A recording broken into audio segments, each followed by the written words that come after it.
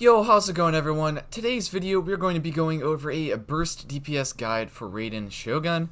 This is basically going to focus on her elemental burst damage and also her auto attacks afterwards, basically, in terms of basically maximizing the amount of damage this character can do in a certain amount of time, which is going to be during like her burst duration. Imp out the best artifacts choice for this and also the best weapon choice for this if you're free to play and or have a 5-star weapon. Remember to subscribe. I'm trying to get to 5,000 subscribers. We're making some pretty good progress, but anyway, let's get back to the video. So basically we're going to be building Raiden Shogun as a burst support, which is basically means that she's going to do most of her damage from her elemental burst, or also her short damage duration after her elemental burst is active. So basically we're focusing on her auto attacks after her burst that have electro infusion and that kind of stuff. So we're going to be looking at a few sets that work pretty good with that. First set that works pretty well with elemental bursts in general, that you probably already have a pretty decent set farmed out for already, is going to be the Noblesse Oblige set. This gives you elemental burst damage plus 20, and then when you use your elemental burst, all party members gain 20% attack for 12 seconds, and that is a pretty good 4-piece.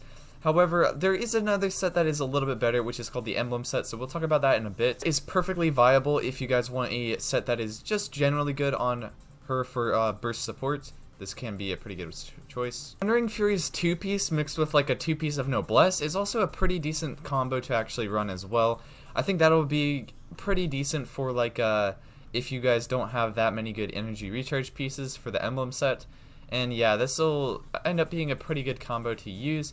2 pieces of this generally work very nicely. 2-piece Electro, like 2-piece Glad, something like that can work very nicely, and that's probably what I'm going to end up running, to be honest. But Emblem of Severed Fate is definitely by far the best for this build. Increases your energy recharge by 20%, and then it gives you elemental burst damage based on 25% of your energy recharge. A maximum of 75% bonus damage can be obtained this way. So really, this is very nice for if you're maximizing your energy recharge. You're going to be able to get more burst damage than a Noblesse piece with this. And so it works very, very nice. This doesn't affect her auto attacks afterwards, which is a little bit sad. But yeah, this is still very good for that initial slash, which is going to be mainly her burst support capabilities. Weapons that I think could work well with burst support. The Deathmatch is one of these weapons that I think would work pretty nicely, because you can focus in on a bunch of crit damage stats on your artifacts versus crit rate, because this will have a good enough amount of crit rate. And yeah, it'll work very nicely for your burst damage right there, and keeping that crit rate up.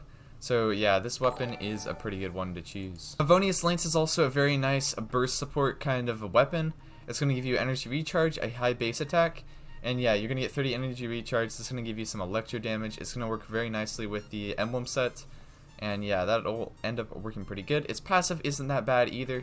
It basically is going to give you a lot of energy particles, which are nice for stacking up the resolve stacks that you're getting on Raiden Shogun as well. Fine is a nice option to go for burst support as well, because you're getting energy recharge, a high base attack, and its passive right here is constantly active, so it's going to be able to be used like if you're in burst, out of burst.